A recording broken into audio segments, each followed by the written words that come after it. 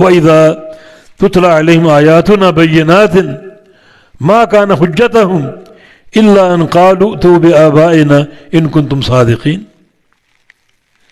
اور جب پڑھی جاتی ان پر ہماری آیتیں، قیامت قائم ہوگی، مردے قبروں سے اٹھائے جائیں گے، اللہ سب کو جمع کرنے پر قادر ہے۔ بلا قادرین علی نسوی بنانا، کی کس دھوکے میں؟ اللہ ان گلی سڑی ہڈیوں کو اور گوشت جو مٹی بن چکا کیسے دوبارہ بنائے گا؟ اللہ فرماتا ہے ہم تو ایسے قادر ہیں کہ تم کو ویسا ہی بنائیں گے جیسے تم دنیا میں تھے، جیسے تمہارے ہاتھ تھے، جیسے ہاتھوں کے پورے تھے، جیسے ان پوروں کے نشانات اور لکیریں ہیں، لکیریں بھی وہی ہوں گی۔ اس کی قدرت، ہماری آیات بینات پڑھی جاتی ہیں جن میں اللہ کی قدرت کا بیان ہوتا ہے، تو ما کان حجتہم، نہیں ہوتی ان کی کوئی حجت یا دلیل، ان رد کرنے کی کوئی دلیل نہیں ہے، لیکن ایک دلیل دیتے ہیں، یعنی اگر قیامت حق ہے اور قبروں سے لوگوں کا اٹھایا جانا حق ہے، تو آج ہمارے جو باپ دادا مر چکے ان کو اٹھا کر سامنے لاؤ، ہم دیکھتے ہیں ایسا کر گئے تو ہم ایمان لے آئیں گے۔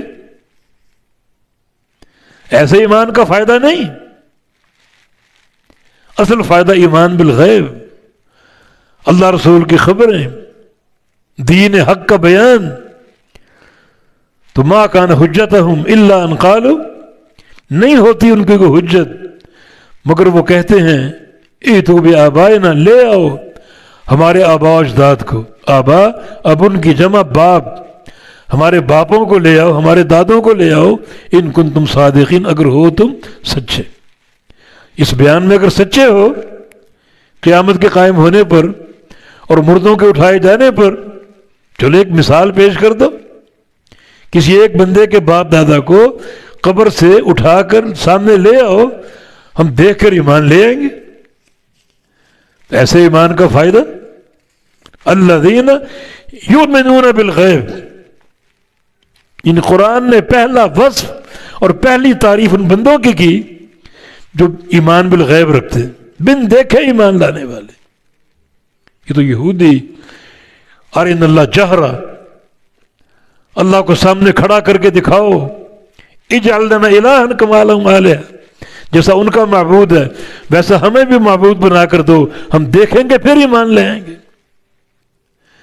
مگر قربان جائیں صحابہ کے ایمان پر، اللہ تعالیٰ نے جو قرآن میں پہلی تعریف کی، صحابہ کا وصف بیان کیا، الذین یؤمنون بالغیب، بن دیکھے ایمان لانے والے۔